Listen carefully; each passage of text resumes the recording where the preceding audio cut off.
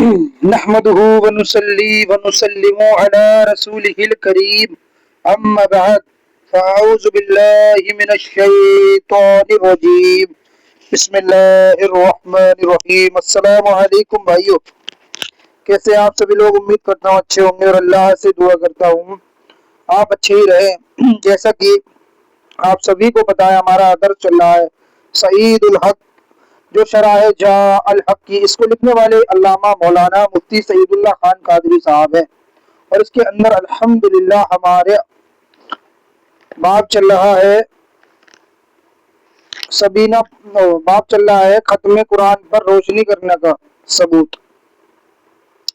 تو اس کے اندر الحمدللہ ہماری پچھلی ویڈیو میں دلائل مکمل ہوئے، جس نے دلائل جاننے ہو وہ ہماری پچھلی ویڈیو دیکھ سکتا ہے۔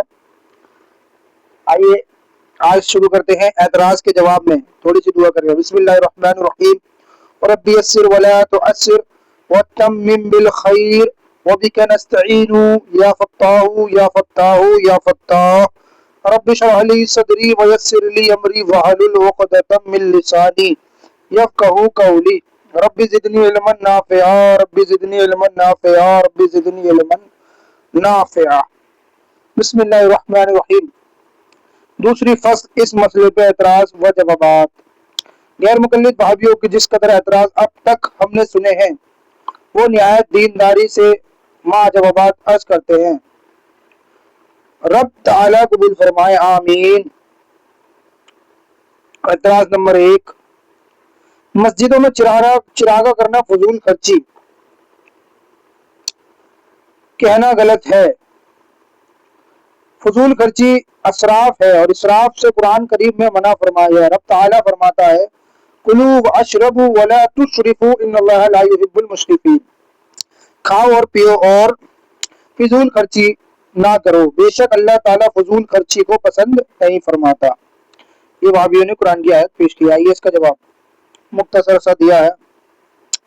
مسجد کی چراغا کو فضول خرچی کہنا غلط ہے۔ فضول خرچی اس خرچ کو کہا جاتا ہے جس میں کوئی دینی یا دنیاوی نفع نہ ہو۔ مسجد کا چراغے میں مسجد کی زینت ہے اور جو عبادت اور باعث ثواب ہے۔ سبحان اللہ سبحان اللہ۔ اعتراض نمبر 2، الحمدللہ جب ایک چراغ سے روشنی حاصل ہو سکتی ہے تو باقی چراغوں بیکار ہے، اور بیکار چراغ فضول خرچی میں داخل ہے۔ جواب، جب ایک قمیص و پیجامہ سے ستر حاصل ہو جاتا ہے تو چاہیے کہ اچکن و اسکٹ پہننا فضول خرچی اور حرام ہو۔ جب 6 آنا غذا کے کھاڑی سے ستر چھپ جاتا ہے تو چاہیے کہ دوروں پہ گزر کے مکمل لٹھا چکن وائل پہنا حرام ہو۔ مطلب یہ فرما رہے ہیں کہ جب ایک ہی جوڑے میں انسان کا سطر چھپ رہا ہے تو انسان کو 2-3 جوڑے کیوں بنانے؟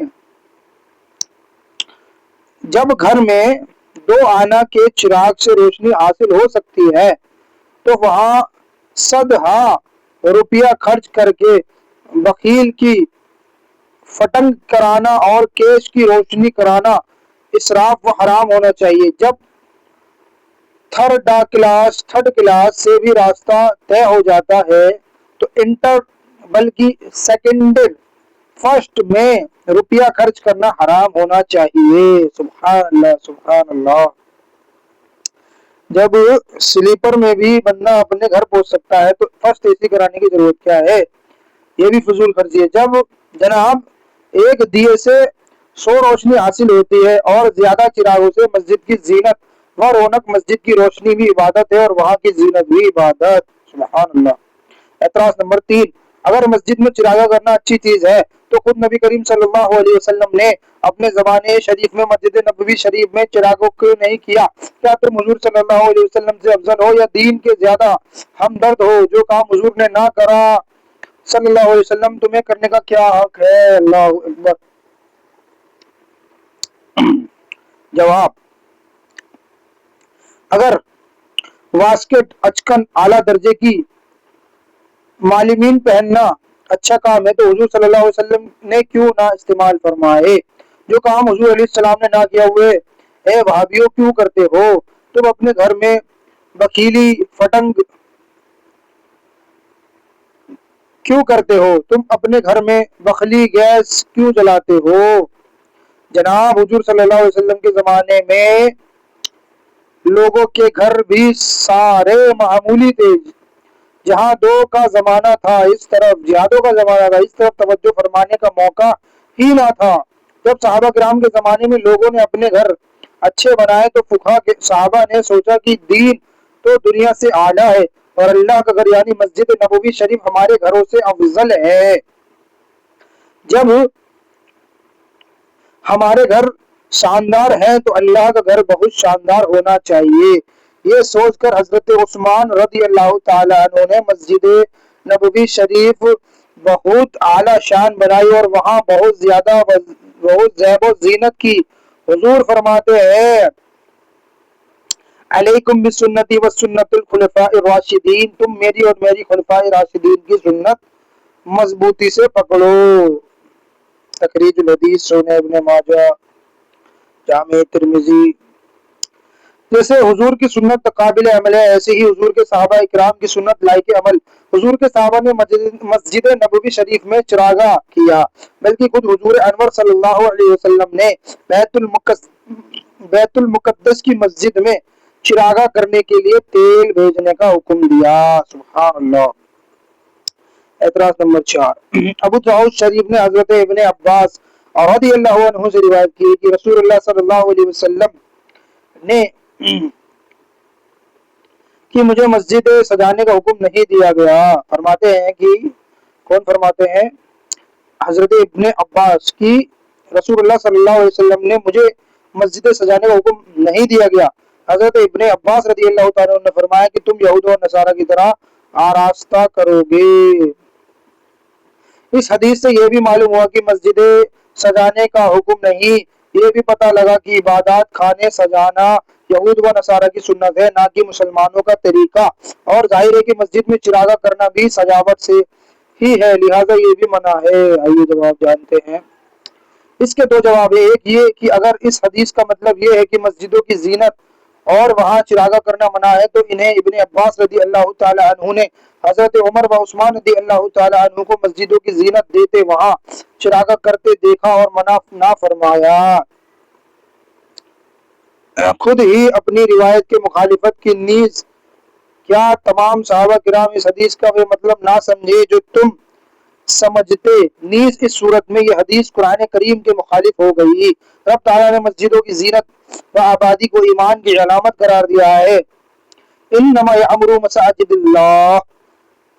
آخر پتہ لگا کہ تم نے حدیث کا مطلب غلط سمجھا. دوسرا یہ کہ یہاں ہر زینت کی ممانعت نہیں بلکہ ناجائز ٹیپ ٹاپ پر اعتاب ہے، جیسے فوٹو تصویروں سے سجانا.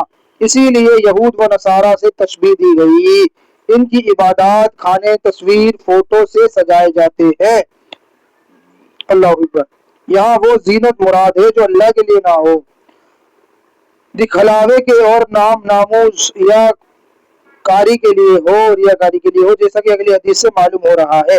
مگر جو زینت و چراغاں صرف مسجد کے احترام اور رب تعالیٰ کی رضا کے لیے ہو وہ بہتر ہے. رب تعالیٰ اپنے محبوب کے کلام کے صحیح فہم نصیب فرمائے. سبحان اللہ سبحان اللہ. اعتراض نمبر 5 ہے شاید. ابو داؤد، نسائی، دارمی اور ابن ماجہ نے حضرت انس رضی اللہ تعالی عنہ سے روایت کی کہ وہ فرماتے ہیں کہ نبی کریم صلی اللہ علیہ وسلم نے کہا یقیناً علامات قیامت سے ہے کہ لوگ مسجدوں میں فخر کریں گے. اس حدیث سے معلوم ہوا کہ مسجدوں کی زینت علامت قیامت ہے، اس لیے اللہ بچائے. جواب: اس حدیث کا وہی معنی ہے جو ہم اعتراض نمبر 4 کے جواب میں عرض کر چکے ہیں، یعنی فخر یا مسجد بنانا اور شیخی کے طور پر مسجد سجانا علامت قیامت کی. ایک محلی والی دوسری محلے والوں کے مقابلے میں مسجد کو زینت دے کر انہیں تانا دے کہ ہماری مسجد تمہاری مسجد سے زیادہ آہستہ ہے. جناب، فخر و ریا کے لیے نماز پڑھنا ممنوع ہے تو اس سے لازم یہ نہیں آتا کہ اخلاص کی نماز بھی منع ہو جاوے. سبحان اللہ. یہ حدیث کے معنی یہ ہے کہ قریب قیامت لوگ مسجدوں میں جا کر बजाय जिक्रुल्लाह करने की दुनियावी बातें एक दूसरे के मुकाबिल शेखी मारा करेंगे, ये सख्त गुनाह है। और अगर हदीस के वही माने हो जो तुम समझे, यानी मस्जिदों की जीनत अलामत क़यामत है, तो भी इससे मुमारा साबित नहीं होती। क़यामत की हर अलामत बुरी नहीं। ईसा अलैहिस्सलाम का नुज़ूल, इमाम मेहदी का ज़हूर भी अलामत क़यामत है, मगर बुरा नहीं बल्कि बहुत बाबरकत है। सुभान अल्लाह, क्या मिसाल दी है अल्लाह। मुफ्ती सईदुल्लाह खान कादरी साहब पर करोड़ों करोड़ों रहमत नाजिल फरमाए। एतराज आखिरी है, मस्जिदों में चिरागा करना बिदअत है और हर बिदअत गुमराही है। जवाब, ये गलत है, ये तो सुन्नत सहाबा है, जैसा कि हम पहली फसल में बयान कर चुके हैं। और अगर ये बिदअत भी हो तो हर बिदअत ना हराम है ना गुमराही। बुखारी शरीफ छपाना बिदअत है मगर हराम नहीं बल्कि सवाब है। हदीस का फन इसकी किस्में बिदअत है मगर हराम नहीं। बिदअत की नफीस तहकीक इसी जहालत के पहले हिस्से में देखो, जिसमें साबित किया गया कि आज कलमा व नमाज बल्कि सारी इबादतों में बहुत बिदअतें शामिल है। इन बिदअतों पर सवाब है। सुभान अल्लाह, सुभान अल्लाह। अब इंशाअल्लाह हमारा अगला बाब चलेगा 12वां, सबीना पढ़ना सवाब है।